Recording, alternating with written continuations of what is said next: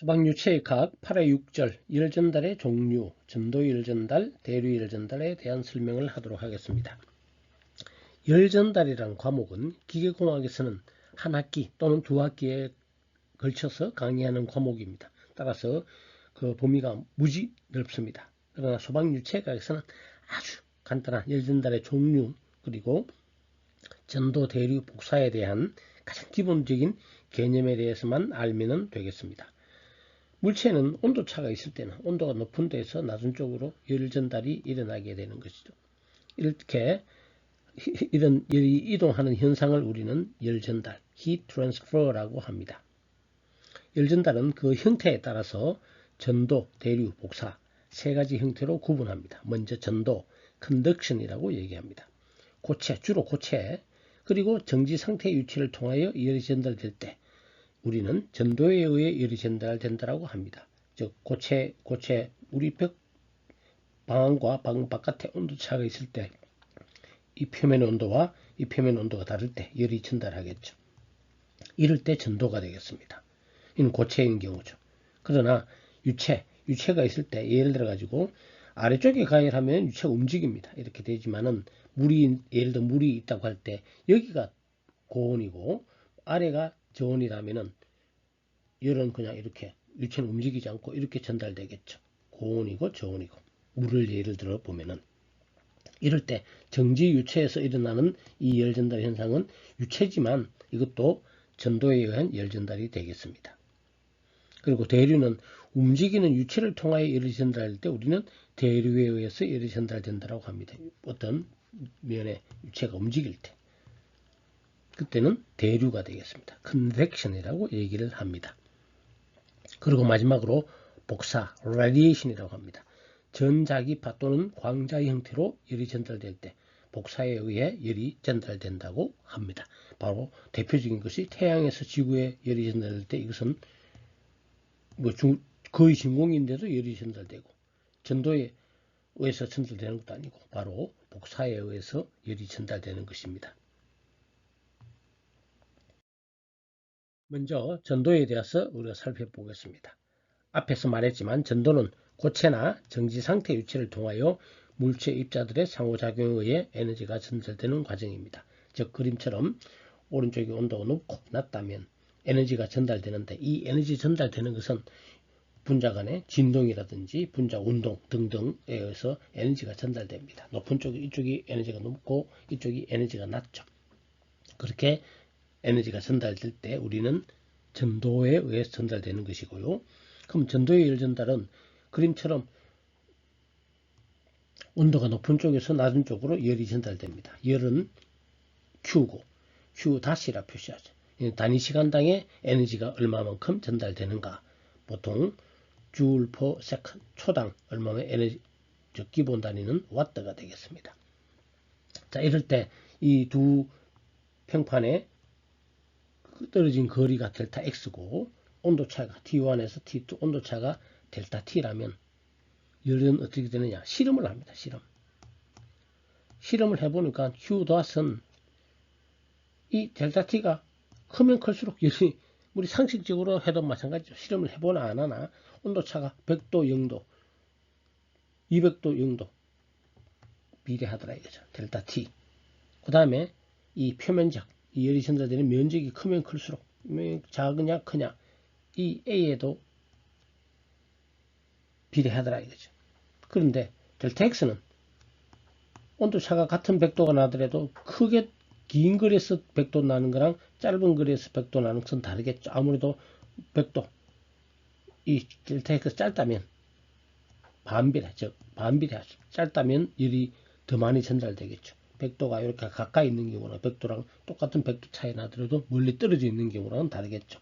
이와 같은 A에는 비례하고 델타 T에도 비례하고 근데 델타 X는 반비례하고 이런 관계를 실험으로 우리가 알 수가 있더라는 얘기가 되겠습니다.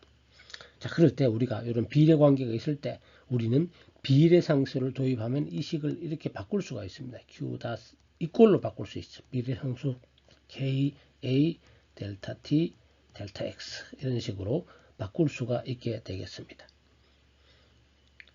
자, 그런데 예, 이렇게 되겠습니다. 즉, 이와 같은 관계식을 우리는 푸리에의 열전도 법칙이라고 합니다. Fourier's law of heat conduction. A 비례하고 델타 T 비례하고 델타 X 반비례인데 비례상수 K. 자, 이제 이 단위를 살펴보면은 먼저 요 A는 요 평판에 열 전달이 되는 면적을 A, 수직 면적을 평판의 단면적을 A가 되겠습니다. Q닷은 열 전달률이라고 합니다. Q가 열이고요. 열량이고요. 보통 줄이죠. per S, 줄 per S 단위 시간에 초당 얼마만큼 에너지가 전달되느냐. 즉, 이 단위는 와트가 되겠죠. SI 단위로.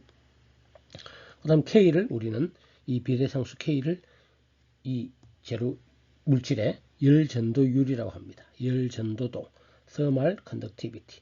뭐 열전도율을 더 많이 쓰는 것 같습니다. 이렇게 번역하기도 합니다. 단위는 watt per mk가 되겠습니다. 또는 watt per m도씨가 됩니다. K의 단위는 Q닷을 식에서 보면 정의식에서 항상 어떤 이런 새로 정의되는 단위는 정의식으로부터 하면 되죠. A, 델타 T, 델타 X 이렇게 되겠죠. Q닷의 단위가 와트고 A의 단위가 메타고 A 나누기 델타 X분의 A가 메타 단위고 델타 T는 K. 자, 그런데 온도 차일 때는 이게 이제 델타 T죠. 델타 T 때 온도 차일 때는 K나 도시나 같습니다.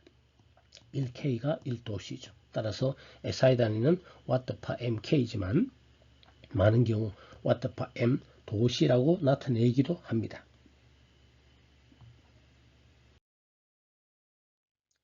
자, 열전도율이 클수록 보면은 K가 클수록 열전달이 잘 된다는 것을 알 수가 있겠죠. 열전도율이 큰 물질은 어떤 게 있느냐? 대표적인 것으로 금, 은, 구리, 우리가 잘 아는 겁니다. 알루미늄 이와 같은 금속 중에서도 역시 이런 금속의 열전달은 아주 큽니다. 뭐 이미 다 알듯이 열전도율 K, A 온도차, A 단면적 이 비례함, 뚝뚝해 델타 X는 반비례한다는 것을 이 식으로부터 알 수가 있게 되겠습니다. 열전달이 K가 크면 열전달이 잘 되듯이 K가 작으면 아주 작으면 전도율도 아주 작고 이와 같은 물질을 우리는 단열재라고 합니다. 이 K가 아주 작은 물질을 단열재라고 하겠죠. 스티로폼이라든지 여러 가지 단열재가 많이 있습니다. 예제를 살펴보겠습니다. 두께가 20cm이고 단면적이 인 평판의 온도차가 40도씨일 때 전도에 의한 열전도율이 200W이다. 이 평판의 열전도율은 얼마냐? 두께가 이랬을 때 바로 이것은 가장 기본되는 푸리의 열전도식을 적으면 돼. K, A, 델타 T, 델타 X 여기에 각각 넣으면 되겠죠. 구하는 것은 K를 구하랬으니까 K는 쉽게 이 식으로부터 쉽게 구할 수가 있게 되겠습니다. 정리해 놓은 것이 여기 K는 A, 델타 T. 자, 그럴 때 이럴 때 전부 SI 단위로 해주면 됩니다. SI 기본 단위, Q닷 SI 단위가 뭐냐? 200W니까 와트 그대로 200. 델타 X SI 단위가 얼마냐? 델타 X 20cm니까 0.2m. 그 다음에 A 100 제곱센티미터는 0.01 메타 제곱이죠.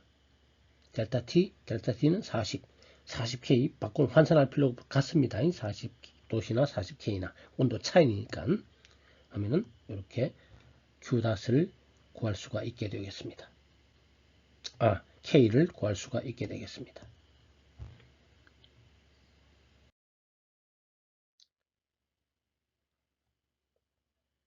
자, 위 식을 아까도 얘기했지만 사용할 때 40도C나 40K 같습니다. 즉 온도 차를 계산할 때는 우리가 굳이 절대 온도를 환산해서 할 필요가 없습니다. 섭씨 온도나 동일합니다. 따라서 답도 마찬가지로 M도 C로 해도 됩니다. 그 다음 8의 8절 대류열 전달. 그림처럼 어떤 평판에서 유체가 여기 공기가 위에 있습니다. 공기가 위에 흐를 때 이 벽의 온도를 TW라고 하고요. TW. 이 유체가 흐르는데 유체 온도는 위치에 따라 다를 수가 있습니다. 멀리 떨어져 있는 곳의 온도를 T 무한대라고 했을 때 역시 실험을 해보면은 예를 들어 가지고 벽이 있는데 바람을 불어서 뜨거운 벽을 식힌다 이렇게 생각하면 됩니다. 처음에 자, 이 온도가 높은 경우 벽의 온도를 식힌다. 그런 경우 바람을 불어주면 되겠고 그때 역시 실험을 해보면 실험입니다. 실험을 해보니까 Q-라는 것은 이 면적 표면적이 넓을수록 그 다음에 온도차가 클수록 TW 빼기 T 무한대 온도차가 100도씨냐 200도씨냐 비례하더라 이거지. 이거에 비례하더라. 그럼 이렇게 되면 아까 똑같죠. 비례하는 경우에는 비례상수를 H를 도입하면 HATW-T 무한대. 그리고 이것을 뉴턴의 냉각법칙, 뉴턴's law of cooling이라고 합니다. 식히는 경우, 뜨거운 표면을 식히는 경우에, 냉각시키는 경우에 대해서 먼저 실험을 해서 이름이 이렇게 붙어졌고, 그때 비례상수가 H가 되고, 참 법칙이 쉽죠? 제일 처음에 먼저 얘기하면 법칙, 그게 맞으면 법칙입니다. 이렇게 뉴턴의 law of cooling이 되겠습니다. 자, 이제 보면은 TW는 표면의 온도, 물체 표면, T 무한대는 표면에서 멀리 떨어진 곳에서의 온도, 유체의 온도. 자, 이럴 때 이 비례상수 H를 대류 열전달 계수라고 합니다. Convection Heat Transfer Coefficient. 용어가 조금 다르죠. 어쨌든 H 많이 쓰는 겁니다. 따라서 이것의 단위는 또 와트. 이거 나누면 된다. 아까 똑같죠. 와트 파 M 제곱 K.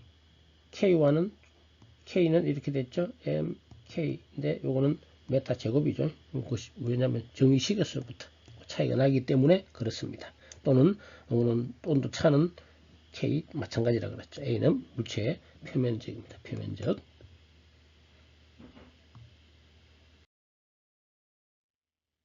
자, 고체 표면의 온도가 유체보다 낮을 때 반대의 경우죠.